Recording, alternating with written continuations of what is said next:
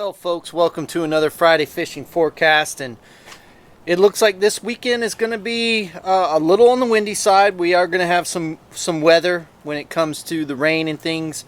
We have that major hurricane, Hurricane Ida, that's going to be coming through. Unfortunately for Louisiana, it looks like it's going to be a direct hit, and they're calling for it to be a major hurricane. So prayers to them. They've been getting hammered with rain and storms and hurricanes and all this stuff in the last few years, and I really feel bad for them. And so prayers to them. So if you're thinking about going fishing this weekend, like I said, Saturday the winds are going to be up east-southeast 15 to 20. If you're fishing the southeast shore of Tampa Bay, you can find locations where you can get out of the wind and catch fish. I went out today with my buddy Ernie, as I'll show you in this Friday fishing forecast. We went and did some fishing, and the bite was okay. We caught some fish, but we had to come in because the storm started rolling in, so we had to haul butt back in. And so the fishing was okay. I think the tide was moving a little bit too quick for what we were wanting to do. But so before we get into the Friday fishing forecast, let's go ahead and see what Ernie and I did today. And so we'll kind of prepare you for this weekend. And like I said, Saturday looks like it's going to be a little windy. Sunday it's supposed to calm down. So I think of the 2 days, Sunday's going to be better. But I think both days, especially Saturday, with that storm going by us, it might drop that barometric pressure and make the fishing really good. But let's get into the day today we went fishing. Let's get into that, and then we'll come back and we'll do the tides and salooner periods for this weekend. Well, we're out here grouper fishing, and I'm catching snook. Come on, man.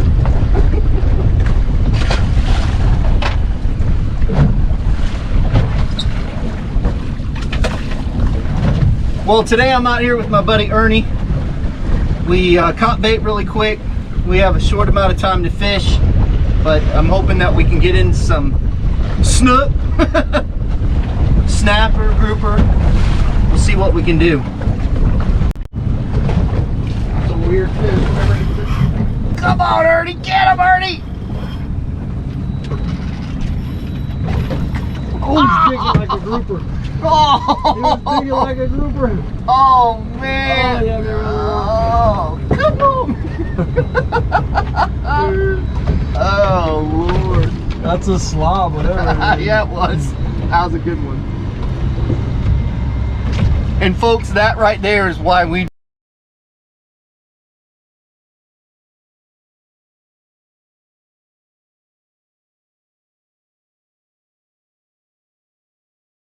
That was on a hand-sized pinfish? Yeah. Go big or go home. Which we caught a ton of hand-sized pinfish. We probably got at least 10 dozen in there.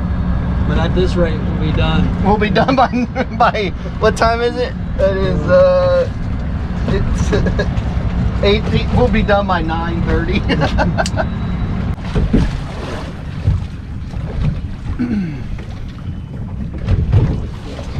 There you go.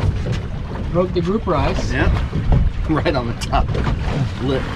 He's skinny. Well, what happened, folks, is within probably 2 minutes, the tide had picked up a little bit.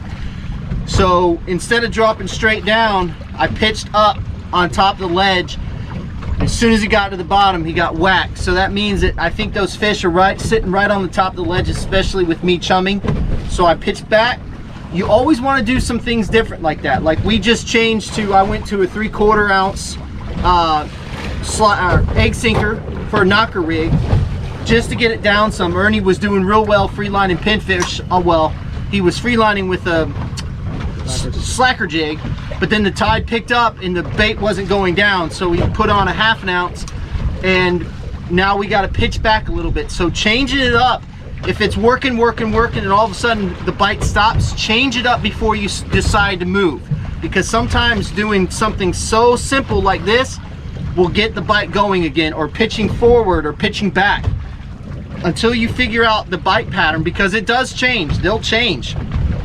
Ernie lost those 2 big grouper, and sometimes that will shut down the bite and we'll have to move. But just changing things up by pitching it out, that's what got me bit. So that's what I'm going to try to do again and see if it works.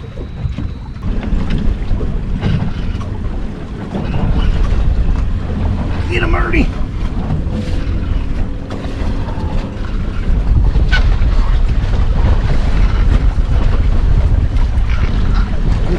Oh, I thought it was a snapper. That was a snapper. That is a big one.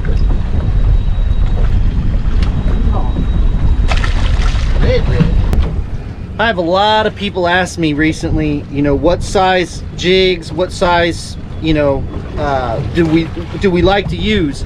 And what it comes down to, it really comes down to where we're fishing and how we're fishing. If the tide is really slow, then I like to use our slacker jigs or our 4-aught circle hooks to free line. And if the tide is ripping, like if the farther we go out towards the middle of the channel, we try to fish a spot in 17 feet and the tide was ripping and we didn't get the first bite, which is, I've never fished that spot and not get bit, but the tide was absolutely ripping. The waves were high. The trolling motor was working at 10. We're fortunate on Ernie's boat, he does have a power pole charge, but it was working so hard, and I just said, you know what, we need to go find some slower water. So we came back up to the port here, started chumming, and I just got railed, and I'm using the slacker jig. But if I was further out, I would be using at least a 1 ounce, 3/4 to 1 ounce, just to get the bait down there. And as I've stated before, Ernie had one. As I've stated before, that when the tide is moving very hard, those fish love to sit right on the bottom. So to get them to bite, you really have to hit them right in the nose. And so when the tide's ripping like this, either go up to an area where the tide is slower, like up here at the port, or you go fishing inshore for snook, reds, and trout, or you go and find some new spots. That's the best way for me to tell you that don't kind of waste your time on a ripping tide when you're fishing for grouper and snapper, because it just, when you're live baiting, it just doesn't work out too well. Now when you're trolling, yes, you can still catch fish like that, but mainly if you're live baiting, it's very difficult. So either go inshore and fish for those inshore species, or go and look for new spots.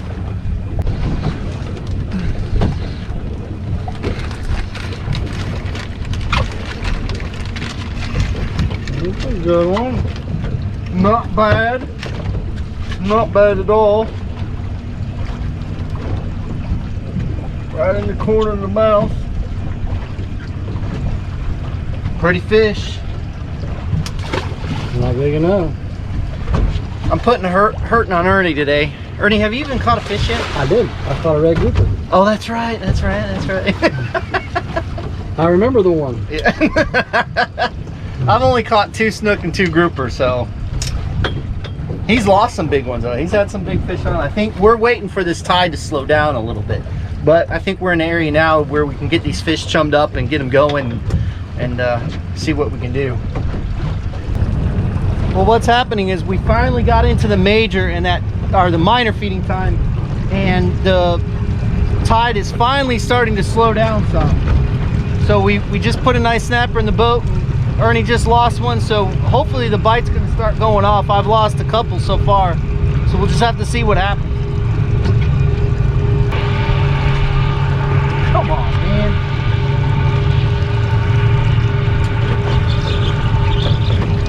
There you go, Ernie. Snap off. There you go.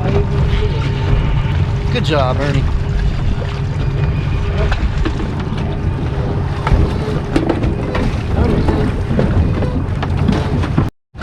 Ernie, come on, man. Yeah, I can't help it, man.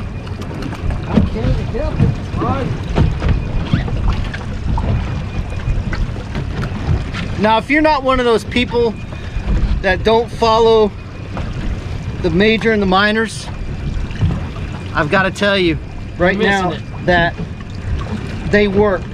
Contrary to what some people might say, or they don't believe it, but they work. And Ernie's a big hunter, and Ernie, you follow them, correctly. I use my hunting app. Yep, and see, most hunters actually understand the salooners, that the game, be it fish, be it deer, be it hogs, be it whatever, turkeys, they forage on those minor majors, and it coincides with that moon, what the moon's doing. Is the moon setting, is the moon rising, which is the minors. Is the moon overhead or underneath? That's the majors. So understanding that and planning your trip around those, trust me, 95% of the time those things are pretty dead on.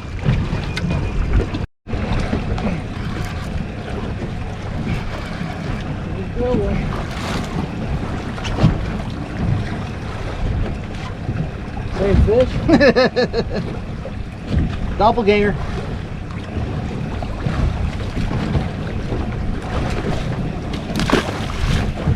Getting down too far.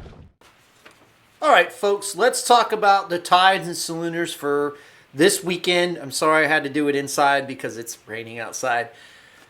On Saturday, we have a low tide at 12:16 p.m. at a 0.73 foot. And then we have a high tide at 6:36 p.m. at a 1.68 foot. Then on Sunday, we have a low tide at 1:24 p.m. at a 0.72 foot. And then we have a high tide at 8:09 p.m. at a 1.56 foot. For the salooners, on Saturday, we have a minor feeding time from 12:08 to 1:08 p.m. and then a major feeding time from 5:16 p.m. to 7:16 p.m. And then on Sunday, we have a minor feeding time from 1:03 p.m. to 2:03 p.m. and a major feeding time from 6:01 p.m. to 8:01 p.m. So again, as I discussed, if you're going to go fishing this weekend, Sunday might be the better day to go because of the weather on Saturday, but if you're willing to deal with the winds, the higher winds, I think Saturday with that barometric pressure dropping because of that major storm going by us, I think that the bite should go off a little bit more. That's just my intuition. Like I said, as you saw on today's fishing trip, the bite was okay. I mean, we lost some big fish, caught some nice fish. It was funny because I caught 2 snook while we were grouper fishing.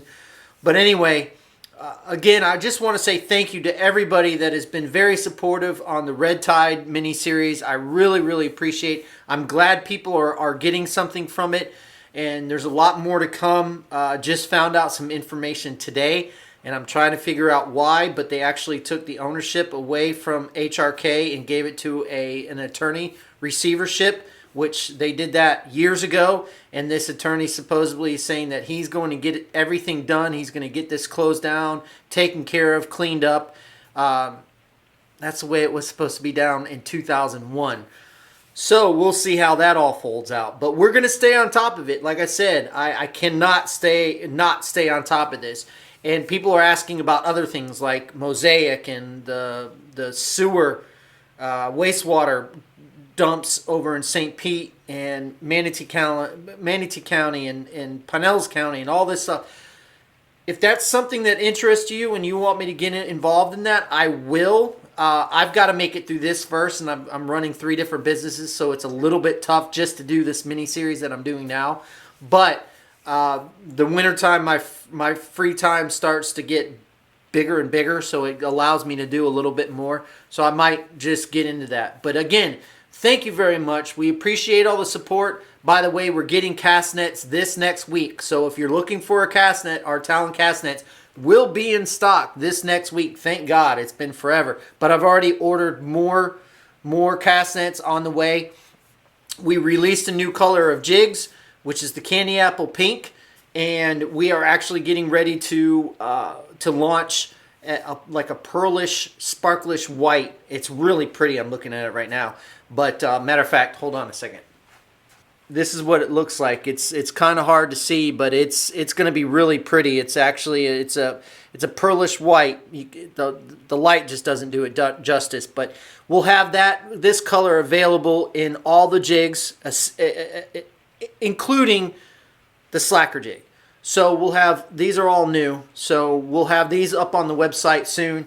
But we have the candy apple red on the website, so you can get those. And like I said, if you're subscribed to the website, you will be getting the emails first when we get more cast nets in. So you'll know before anybody else.